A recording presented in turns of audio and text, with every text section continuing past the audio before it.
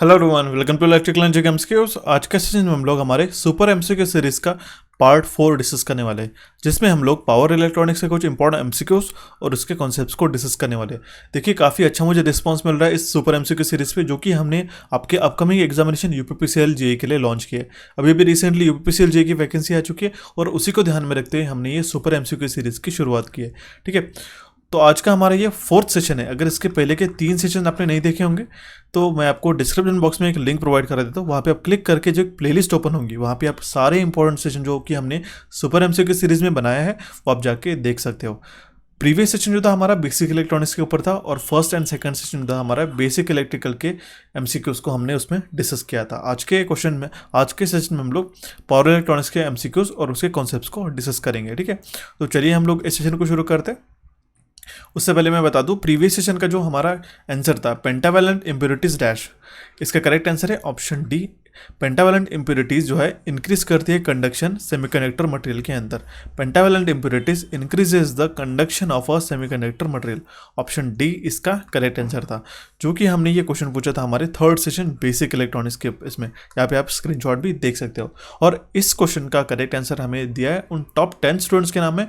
वो है मन ki Baat, Dhanu Singhania, Ajay Kumar Yadav, Sachinder Singh, Shailendra, Rani Kumari, Nitish allrounder, Abhiman Singh, Subhajit Garai and Ravi Maurya. So shout out to you guys, you are the top 10 student जिन्होंने इस क्वेश्चन का आंसर सबसे पहले हमें कमेंट बॉक्स में कमेंट किया। I have received over 80+ comments जिसे एक दिन पहले ही, but due to time constraint हम लोग सारे स्टूडेंट्स का नाम नहीं ले पाएंगे यहाँ पे। But I appreciate all of the people जिन्होंने इसका करेक्ट आंसर हमें कमेंट बॉक्स में कमेंट किया। और अगर आप भी चाहते हो कि आपका नाम मैं मेरा नेक्स्ट सेशन में लूँ, तो इस सेशन को ध्यान से देखना होगा। सेशन के एंड में जो भी मैंने आपको क्वेश्चन पूछा है इसको उसका करेक्ट आंसर आपको कमेंट बॉक्स में कमेंट करना होगा। I will select top 10 student, early student जो सबसे पहले हमें करेक्ट आंसर उसका कमेंट बॉक्स में कमेंट करेंगे। ठीक है, तो अब ये बात आपको ध्यान में रखना होगा। तो चलिए हम लोग इस सेशन को शुरू करते हैं। बट बिफोर दैट मैं आपको एक बार यूपीपीसीएल जेईई का एग्जामिनेशन पैटर्न में बता दूं। जो स्टूडेंट नए हैं उनको objective type of question paper रहने वाला है 200 मार्क्स का। 3 घंटे के लिए पेपर रहने वाला है, 200 क्वेश्चन उसमें रहेंगे। एक क्वेश्चन के लिए +1 मिलेगा आपको, और नेगेटिव क्वेश्चन अगर आपका रॉन्ग होता है तो -25 आपके काट दिए जाएंगे। ठीक है, टेक्निकल की बात करें तो 150 क्वेश्चन आपको पूछे जाएंगे, जनरल अवेयर्स में 20, रीजनिंग में 20 एंड जनरल हिंदी में 10 क्वेश्चन है। इस तरीके से 200 क्वेश्चन 200 मार्क्स के लिए आपको पूछे जाएंगे। इस सेशन के बाद में आपको कहीं नहीं जाना है। इस सेशन के बाद आप 15 मिनट्स की एक क्लास चलेगी जो कि आपकी जनरल अवेयरनेस पे है। ठीक है, हमारा 3rd नंबर का सेशन है। इसके पहले के भी 2 सेशन आपको, अगर आपने नहीं देखे होंगे तो वो भी जाके आपको देखना होगा। वो हमारे नए चैनल कोचिफाई पे आपको ये सारे इंपॉर्टेंट सेशन जो है आपको देखने को मिल सकते हैं। नॉन टेक्निकल के आपका जनरल अवेयरनेस की सुपर एमसीक्यू से स्टार्ट हो चुकी है। आज हम लोग 3rd सेशन भी हम लोग प्रीमियर करेंगे आफ्टर दिस सेशन। ठीक है, तो आप 15 मिनट्स का ये जो सेशन है आप इसको जाके देखना होगा। ठीक है, उसके बाद मैं आपको बता दूं, जो आपके रीजनिंग की प्रिपरेशन है वो भी आपका सुपर एमसीक्यू सीरीज जल्दी से जल्दी स्टार्ट की जाएगी हमारे कोचिफाई चैनल पे। अभी तो आपका करंट अफेयर जनरल अवेयरनेस का सीरीज स्टार्ट हो चुका है। ठीक है, तो ये बात आपको ध्यान में रखिएगा। तो इस तरीके से आपका एक कॉम्प्रिहेंसिव प्रिपरेशन इस सुपर एमसीक्यू सीरीज में कंप्लीट हो जाएगा by the time of your examination. तो चलिए हम लोग इस सेशन को शुरू करते हैं with our very first question. देखिए, असिस्टेंट लेवल, इंजीनियर लेवल के भी ये क्वेश्चन इस तरीके से आपको पूछे जाते हैं पावर इलेक्ट्रॉनिक्स में। स्पेसिफिकली अगर हम लोग बात करें तो इस सेशन के बाद में अगर हम लोग हमारा मान लो आज का पावर इलेक्ट्रॉनिक्स का सेशन कंप्लीट होता है, तो हमारे जो मेजर टॉपिक्स रहते हैं जैसे मशीन्स ये वगैरह, पावर सिस्टम, जनरेशन वगैरह, इन टॉपिक के ऊपर हम लोग मूव ऑन करेंगे, क्योंकि इसमें काफ़ी ज़्यादा क्वेश्चन इसमें एग्जामिनेशन में पूछे जाते हैं। जितने भी मिसलेनियस होते हैं, स्पेसिफिकली कंट्रोल सिस्टम की आपकी काफ़ी रिक्वेस्ट आ रही थी और माइक्रो प्रोसेसर की भी रिक्वेस्ट आ रही थी। हालांकि मैंने माइक्रो प्रोसेसर 8085 का एक 50 क्वेश्चंस का एक सेशन ऑलरेडी बना दिया है। वो अगर आपने नहीं देखा होगा तो उसको भी जाके देखिएगा। But still I will cover in this super MCQ series the new topic as a control system and microprocessor. ठीक है, तो अभी हम लोग सबसे पहले तो क्वेश्चन डिस्कस करते हैं। Match the list 1। यहाँ पे लिस्ट 1 है आपके पास जो पावर इलेक्ट्रॉनिक डिवाइसेस है, और आपके पास 2 लिस्ट में। देखिए, मैं ट्राई करता हूँ आपको काफ़ी अच्छे से हिंदी में समझाने का, बट काफ़ी सारे क्वेश्चन इस तरीके से कि हम लोग हिंदी में इसको कन्वर्ट नहीं करा पाएंगे, 2 अलग अलग सेपरेट सेशन नहीं हो पाएंगे। ठीक है, but still I try to explain you in a Hindi as well. तो ध्यान में रखिएगा, जो सेकंड लिस्ट है ये हमारी सिम्बॉल्स है यहाँ पे। ठीक है, और इसमें से हमें करेक्ट पेयर मैच करनी होगी। तो यहाँ पे अगर आप देख पा रहे होंगे तो सबसे पहले तो आपको जो सिम्बॉल्स और उसके different type of power electronics devices वो आपको ध्यान में रखना होगा। ठीक है, तो गेट टर्न ऑफ थेरिस्टर जो है, इसका जो सिंबल है ये हमारा ऑप्शन बी है। ठीक है, 2 ट्राइक का सिंबल है। ट्राइक में 2 एंटी पैरेलल एससीआर है। एससीआर हम लोग किस तरीके से ड्रॉ करते हैं? ये तो हो गया हमारा SCR, दो एंटी पैरेलल SCR इसमें कनेक्टेड है, तो ये हो गया हमारा ट्राइक का सिंबल। IGBT का जो सिंबल है ये हमारा 4th नंबर का सिंबल है, ये हो गया हमारा IGBT insulated gate bipolar transistor. Then हमारा ये हमारा BJT, ठीक है, बाइपोलर जंक्शन ट्रांजिस्टर, जो कि है 3rd। तो इसका करेक्ट सीक्वेंस क्या हो जाएगा, 2143 option B will be correct answer in this case, ठीक है। गेट टर्न ऑफ थायरिस्टर, मैं आपको एक बार बता दूं सिलिकॉन कंट्रोल रेक्टिफायर की ये जो फैमिली है SCR में कितने लेयर्स रहते हैं, 4 लेयर्स रहते हैं। डायक और ट्राइक की अगर हम लोग बात करें तो जो डायक और ट्राइक है ये हमारे बाय डायरेक्शनल डिवाइसेस है, ठीक है, डायक एंड ट्राइक। तो बेसिकली डायक जो है ये 2 टर्मिनल डिवाइस है and triac is a 3 terminal device है, ओके। तो बेसिकली ट्राइक में हम लोग इक्विवेलेंट किस तरीके से निकालते हैं, ये 2 SCR एंटी पैरेलल में जैसे हमने कन्वर्ट कर दी, तो ये हो गया हमारा ट्राइक का symbol. Gate turn off thyristor की एक स्पेसिफिक बात ऐसी है कि अगर आपको पता होगा जिस तरीके से हमारे पास SCR होता है सिलिकॉन कंट्रोल रेक्टिफायर, इसमें जो टर्न ऑफ प्रोसेस रहता है ये तो हमारे पास 2 ऑप्शंस रहते हैं, एक तो हमारे पास नेचुरल कम्यूटेशन रहता है और या फिर हमारे पास फोर्स कम्यूटेशन रहता है। Natural that means current zero, जहाँ पे जो होता है हमारा करंट जीरो पे इस SCR को हम लोग टर्न ऑफ कर सकते हैं। But get turn off thyristor इस तरीके से डिवाइस है जिसको हमारे ये गेट सिग्नल से हम लोग एक तो उसको ऑन भी कर सकते हैं और उसको हम लोग ऑफ भी कर सकते हैं at the very moment at which we want, okay. तो ये हमारी इसकी खासियत है गेट टर्न ऑफ थायरिस्टर की, ये भी बात आपको मैंने बता दिया, ओके। और जैसे कि इंसुलेटेड गेट बाइपोलर ट्रांजिस्टर ये हमारा 3 टर्मिनल डिवाइसेस है जिसमें 4 लेयर रहती है, ओके। तो ये थे हमारे related information to this power electronic devices. तो इसका करेक्ट आंसर था ऑप्शन बी। सो बढ़ते अभी हमारा नेक्स्ट क्वेश्चन की ओर। बट बिफोर दैट मैं आपको बता दूं हमारा जो इंस्टाग्राम पेज पे इलेक्ट्रिकल इंजीनियरिंग MCQs और कोचिफा_ऑफिशियल जो हमारे नॉन टेक्निकल के लिए है और इलेक्ट्रिकल इंजीनियरिंग MCQs जो हमारा इलेक्ट्रिकल के लिए प्योरली, इस पर मैंने पोस्ट जो है MOSFET IGBT FET symbols diode symbol का ये जो पोस्ट है ऑलरेडी मैंने अपलोड करा दिया है काफ़ी दिनों पहले, और इसका जो सेम इमेज है हमारे टेलीग्राम चैनल जो है उसमें मैंने ऑलरेडी डाल दिया है, उसको जाके देखिएगा। अभी तो यहाँ पे आपको फिलहाल नहीं दिख पा रहे होंगे इतने, जो इसके लेटर काफ़ी इसका फंड काफ़ी छोटा है, बट स्टिल अगर आप टेलीग्राम चैनल ज्वाइन करते हो या फिर आप इंस्टाग्राम पेज पे फॉलो करिएगा, इस तरीके से पोस्ट आपको इंटरेस्टिंग पोस्ट आपको वहाँ पे देखने को मिल सकते हैं, जहाँ जैसे कि मॉसफेट के डिफरेंट सिम्बॉल्स हो गया, IGBT फेट, ये काफ़ी इंपॉर्टेंट है, ध्यान में रखिएगा, एक क्वेश्चन इसमें से पूछा जाता है। और उसी तरीके से पोस्ट जो है हमारे इलेक्ट्रिकल इंजीनियरिंग MCQs पे हम लोग वहाँ पे पोस्ट करते हैं, और नॉन टेक्निकल जैसे करंट अफेयर्स के वगैरह इंटरेस्टिंग सेशन जो है या फिर उसके इंटरेस्टिंग पोस्ट है फैक्ट्स एंड फिगर्स, वो हम लोग कोचिफा_ऑफिशियल पे आपको बताते हैं। ये मैंने आपको काफ़ी पहले भी बता दिया है, ठीक है, तो उसको जाके फॉलो करिएगा। So will say the next question which is question number 2। What is the correct sequence of the following devices in the increasing order of their turn off time?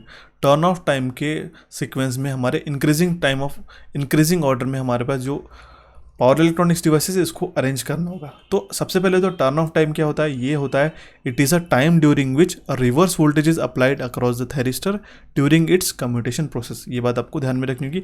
और टर्न ऑफ टाइम जो रहता है हमारे power electronic devices का कुछ वो इस तरीके से रहता है। सबसे पहले तो हम लोग मॉसफेट की अगर हम लोग बात करते हैं तो इसका जो स्विचिंग ऑफ टाइम रहता है हमारे नैनो सेकंड्स के अंदर रहता है, ठीक है।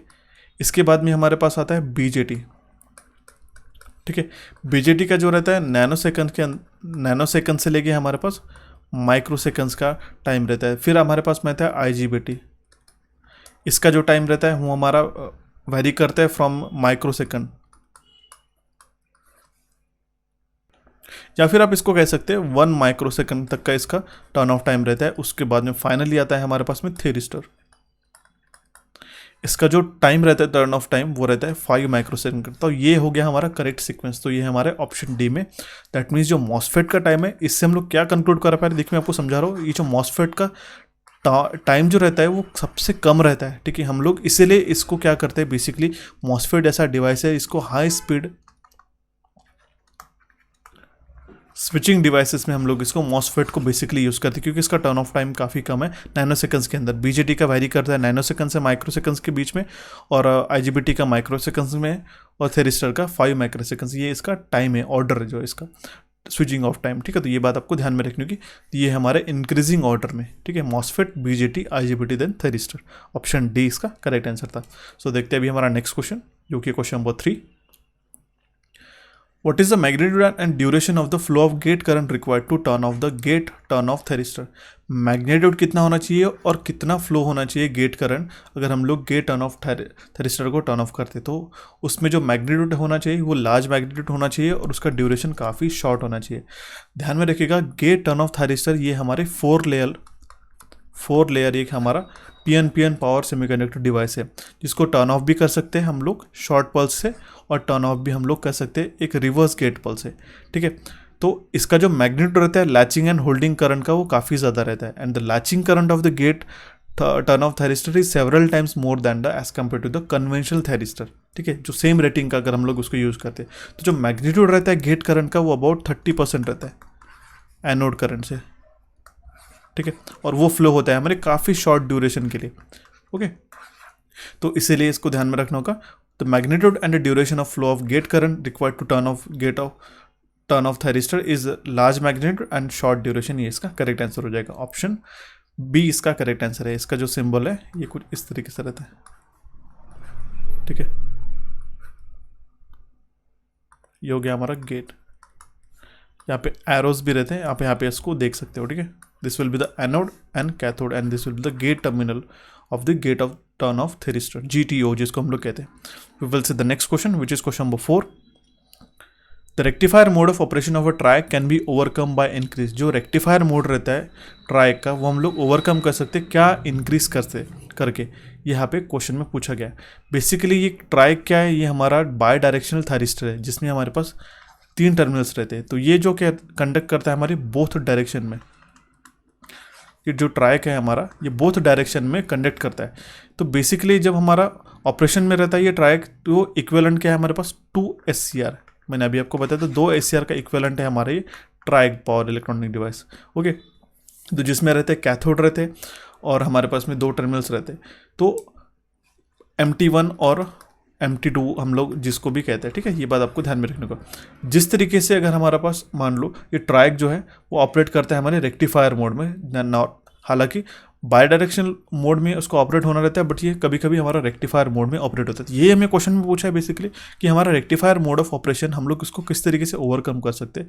तो हम लोग अगर हमारा गेट करंट इंक्रीज करते तो ये हमारा रेक्टिफायर ऑपरेशन मोड वो ऑफ हो सकता है।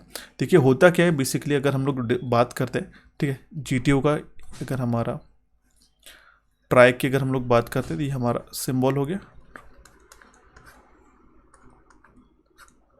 ओके, ये MT2 और ये MT1 हो गया। ओके, तो ये तो हो गया हमारा इसका gate signal, gate terminal, correct. तो यहाँ पे क्या होता है कि अगर हमारा पॉजिटिव गेट करंट है तो ट्राइक टर्न ऑन होगा, MT2 जो है हमारा पॉजिटिव रहेगा फर्स्ट क्वाड्रेंट में, बट ये हमारे नेगेटिव क्वाड्रेंट में जो रहेगा वो टर्न ऑन होने के लिए फेल होगा।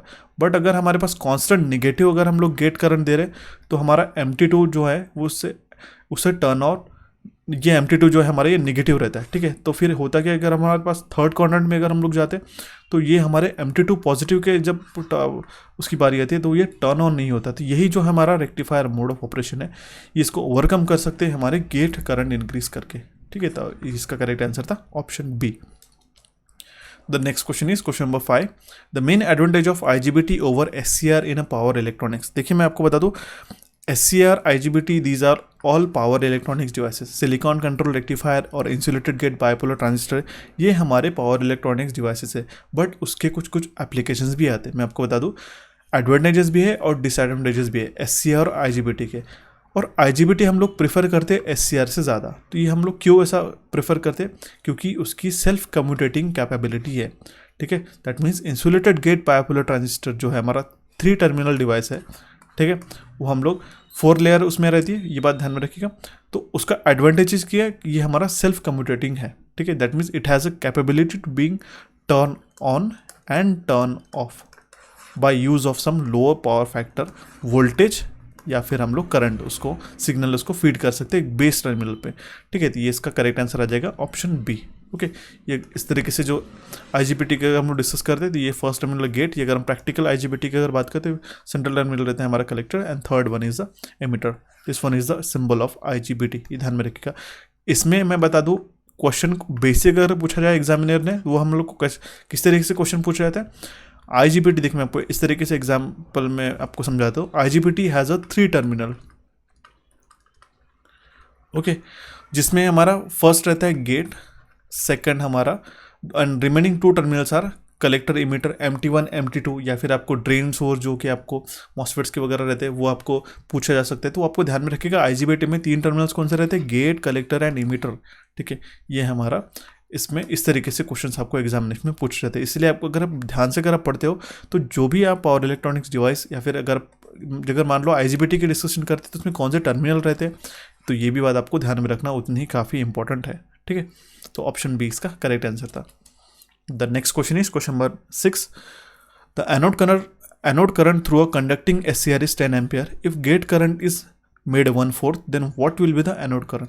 अगर एनोड करंट हमारा एक कंडक्ट हो रहा है SCR का, उसका 10 एम्पियर है, तो अगर हमारा गेट करंट जो है हम लोग 1/4 कर देते तो उसके एनोड करंट पे क्या इफेक्ट होगा ये पूछ रहा है।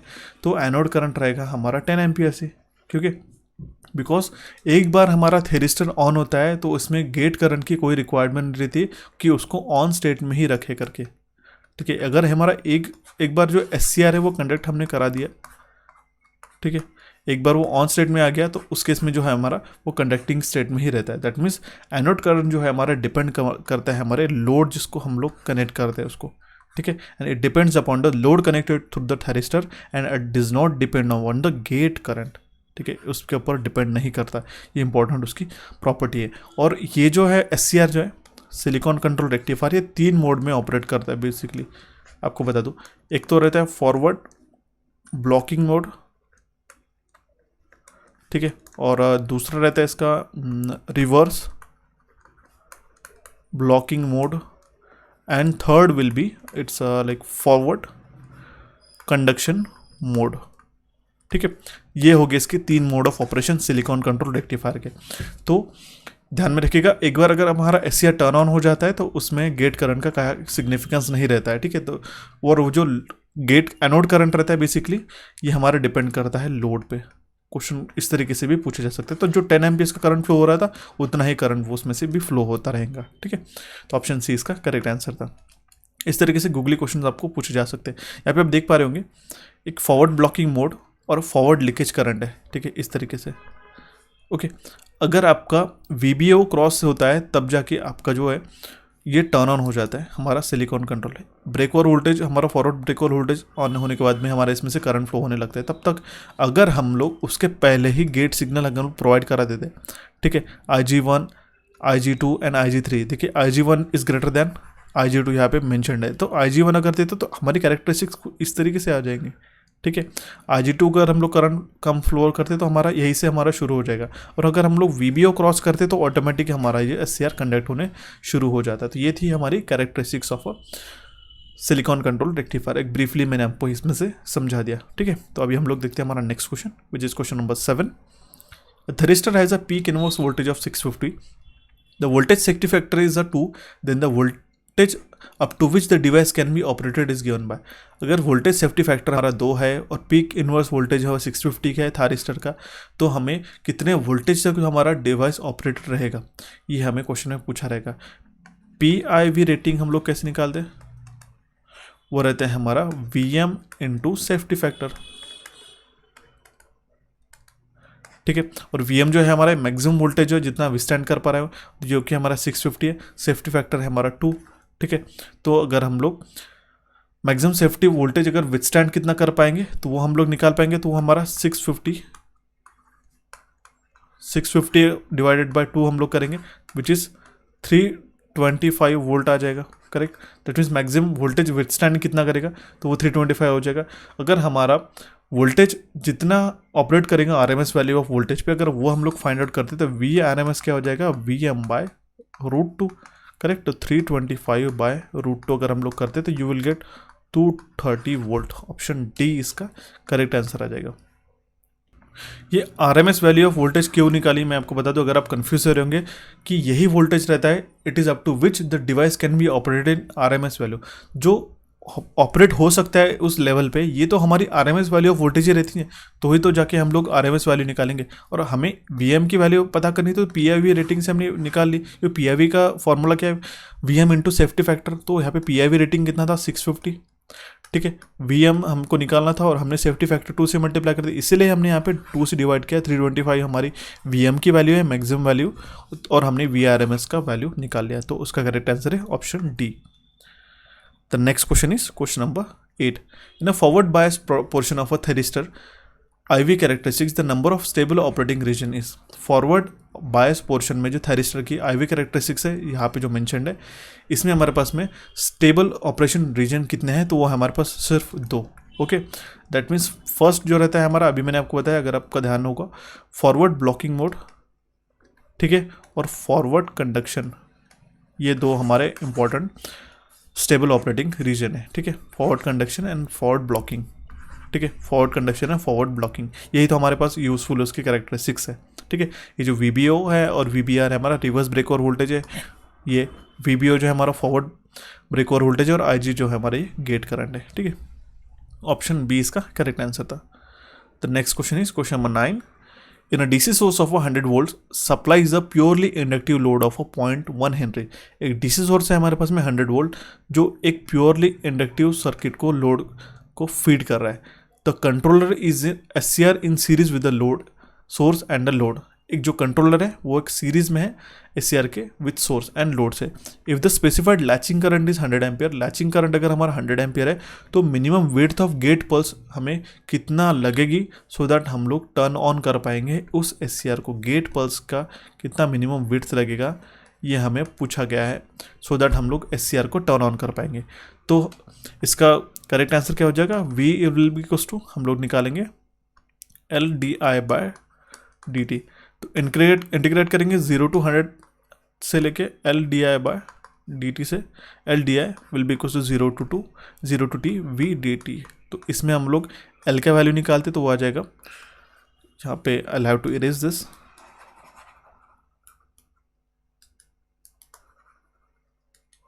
Okay, it will be equals to L into 100 into 10⁻³ is equals to 100 into t।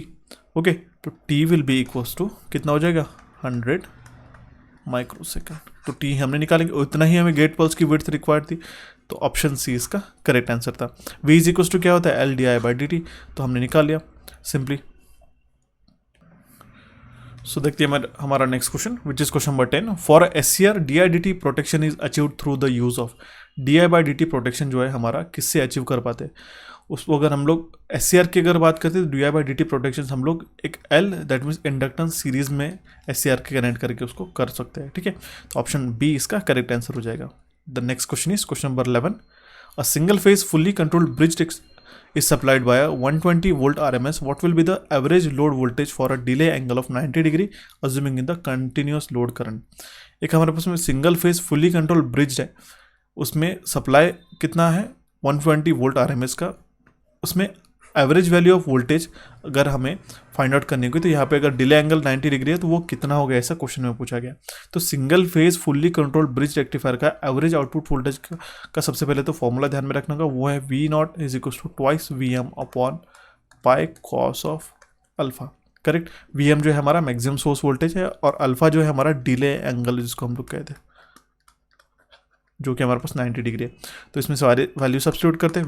V0 is equal to 2 into 120 into √2, 120 volt RMS से इंटू √2 हम लोग मल्टीप्लाई करेंगे तो मैक्सिमम वैल्यू मिलेगा upon pi into cos of 90 will be 0 volt. Option A इसका correct answer आ जाएगा। That means what will be the average load voltage for a delay angle of 90 degree assuming in the load करें, तो वहाँ पे 0 volt इसका correct answer आ जाएगा, ऑप्शन ए।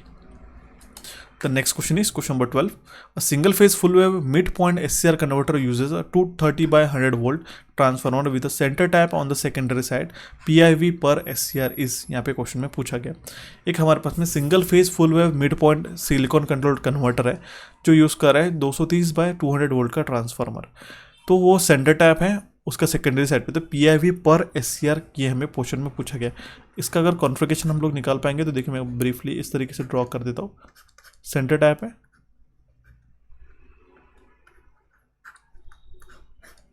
ये तो हो गया हमारा लोड। ओके, तो a n n let's call this b, ठीक है, ये सेंटर टाइप ट्रांसफार्मर है।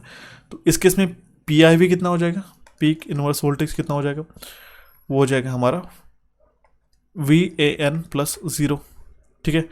यहाँ पे हमारा थेरिस्टर आएगा, ठीक है, एस सी आर आएगा, और इस केस में भी यहाँ पे एस सी आर आएगा, ठीक है।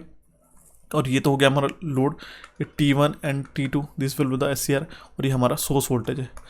तो P I V will be equals to V A N plus V naught जो आउटपुट वोल्टेज है। आउटपुट वोल्टेज किसके अक्रॉस में, इस लोड के अक्रॉस में, करेक्ट।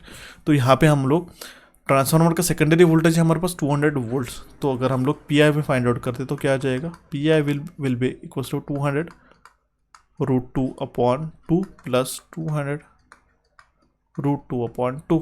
ओके, तो इसका करेक्ट आंसर आ जाएगा 282.84 वोल्ट्स। तो option D will be correct answer in this case. ये थोड़ा मॉडरेट लेवल का क्वेश्चन है, काफ़ी कम चांसेस रहते हैं इस तरीके से क्वेश्चन आपको जे लेवल में पूछ जाए। स्पेसिफिकली अगर हम लोग यूपीपीसीएल जे की अगर हम लोग बात करते हैं, but still for your preparation हमने ये क्वेश्चन कवर करा दिया, ठीक है। ये असिस्टेंट लेवल के इंजीनियर के एग्जामिनेशन में आपको काफ़ी बार देखने को मिल सकते हैं। The next question is question number 13। Average output for the output voltage for a half control bridge converter is measured to be 103.53 volt.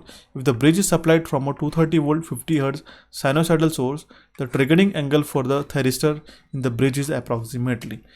अगर हमारा एवरेज आउटपुट वोल्टेज जो है हाफ कंट्रोल ब्रिज कन्वर्टर का 103.53 वोल्ट, और अगर हमारा bridge supplied है 230 volt 50 hertz sinusoidal source से, तो ट्रिगरिंग एंगल कितना होगा इस ब्रिज का, ये हमें क्वेश्चन में पूछा गया है। तो वो क्या होता है, उससे पहले तो हम लोग average output voltage V average हम लोग निकाल पाएंगे। वो है हमारा V M into 1 plus cos of alpha upon pi. ये ब्रिज मतलब कुछ इस तरीके से आ जाएगा आपका, ठीक है।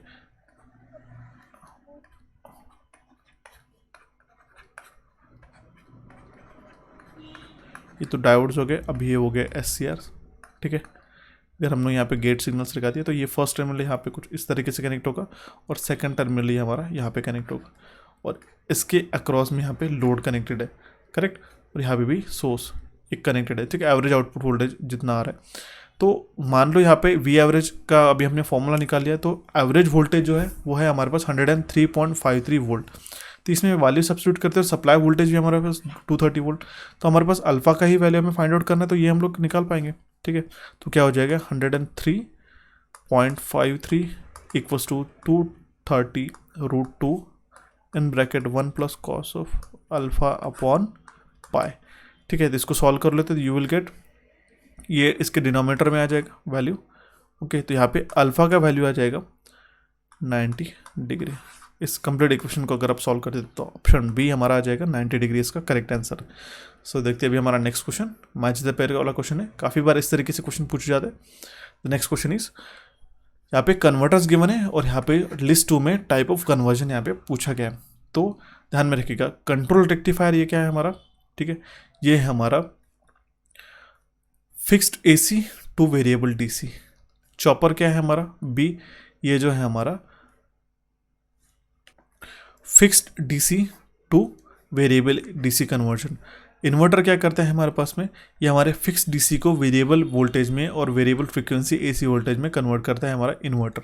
और साइक्लो कन्वर्टर क्या करता है, साइक्लो कन्वर्टर क्या करता है, फिक्स्ड एसी को वेरिएबल एसी में कन्वर्ट करता है, ठीक है। तो इसका मैच द पेयर क्या हो जाएगा, option D which is A3 B2 C1 and D4। एक बार हम लोग फिर से रिवाइज कर देते हैं। कंट्रोल रेक्टिफायर क्या करता है हमारा, fixed AC to variable DC में कन्वर्ट करता है। चॉपर क्या करता है बेसिकली हमारा, ये हमारा fixed DC to variable DC में कन्वर्ट करता है। इन्वर्टर क्या करता है, डीसी टू एसी में कन्वर्ट करता है, fixed DC to variable voltage और वेरिएबल फ्रीक्वेंसी एसी वोल्टेज में कन्वर्ट करता है। Cycloconverter AC to AC converter हम लोग इसको कहते हैं। इस तरीके से इसमें 3-4 क्वेश्चन आपके एक ही सेशन में एक ही क्वेश्चन में कंप्लीट हो जाएगी, ठीक है। इस तरीके से क्वेश्चन पूछे जाते हैं, ठीक है। मैंने जानबूझ के ये क्वेश्चन आपके लिए इंक्लूड किया सो दैट आपको जो कन्वर्जन है कंट्रोल रेक्टिफायर, चॉपर और इन्वर्टर और साइक्लो कन्वर्टर का एक केस में आपको समझ में आ जाए, ठीक है। The next question is question number 15। A triac is, मैंने आपको काफ़ी बार बताया इस तरीके से क्वेश्चन आपको जेई में पूछे जा सकते हैं। ट्राइक जो है हमारा 3 टर्मिनल बाई डायरेक्शनल स्विच है। इसमें कौन से स्विचेस आएंगे, कौन से टर्मिनल्स है, वो है हमारे MT1, MT2 और गेट। ठीक है, ट्राइक की बात करते तो ओके, और ये हमारे बोथ डायरेक्शन में कंडक्ट होता है, ये बात आपको ध्यान में रखनी होगी। ऑप्शन डी इसका करेक्ट आंसर था।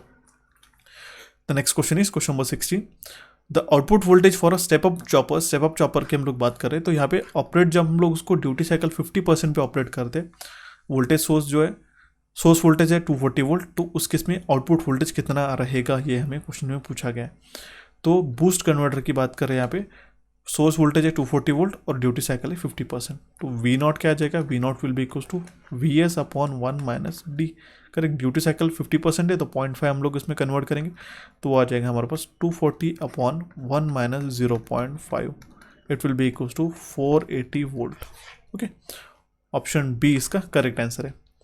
The next question is question number 17, a load current is always negative in, कौन से चॉपर में लोड करंट नेगेटिव रहता है हमेशा, तो वो रहता है हमारे टाइप बी चॉपर में। देखिए there are different type of chopper क्या है हमारा, DC टू DC कन्वर्टर है, it is a DC to DC converter. Okay, chopper जो एक स्टैटिक डिवाइस है जो हम लोग वेरिएबल DC ऑप्टेन करने के लिए इसको यूज़ करते हैं। अगर हमारे पास कांस्टेंट DC सोर्स है तो हम लोग वेरिएबल DC इसमें से ऑप्टेन नहीं कर पाते, तो इसमें डिफरेंट टाइप ऑफ चॉपर्स रहते थे, A, B, C, D and E। तो ए जो चॉपर है, चॉपर जो है हमारा, I will change the colour, ये जो है हमारा फर्स्ट क्वाड्रेंट है। बी जो चॉपर है हमारा, ये सेकंड क्वाड्रेंट है। सी जो है हमारा, ये हमारा 2 क्वाड्रेंट चॉपर है, 2 क्वाड्रेंट टाइप ए चॉपर भी हम लोग उसको कहते हैं। डी चॉपर जो है हमारा 2 क्वाड्रेंट टाइप बी चॉपर है, और ई जो चॉपर है हम लोग इसको कहते हैं 4th क्वाड्रेंट, ये जो है हमारा 4th क्वाड्रेंट चॉपर है। और लोड करंट जो हमारा नेगेटिव रहता है हमेशा टाइप बी चॉपर में, तो ऑप्शन सी इसका करेक्ट आंसर था। और टाइप बी चॉपर हम लोग कहाँ यूज़ करते हैं, ऐसा क्वेश्चन पूछा जाए तो ये हम लोग रीजनरेटिव ब्रेकिंग में,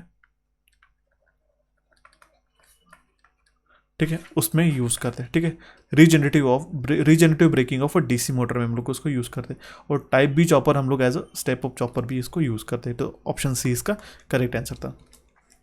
the next question is question number 18, a DC to DC buck boost converter is operated with a continuous current mode.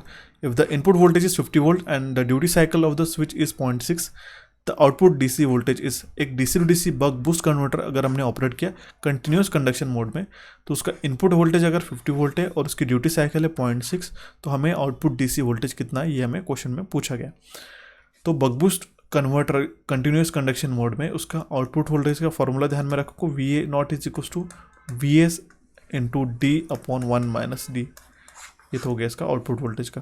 D जो है हमारी ड्यूटी साइकिल है और V जो है हमारा सोर्स वोल्टेज है, तो इसमें वैल्यू सब्स्टिट्यूट करेंगे, V naught is equal to 50 जो है हमारे पास सोर्स वोल्टेज है into 0.6 upon 1 minus 0.6, okay 75 volt इसका करेक्ट आंसर आ जाएगा, which is option B will be correct answer in this case.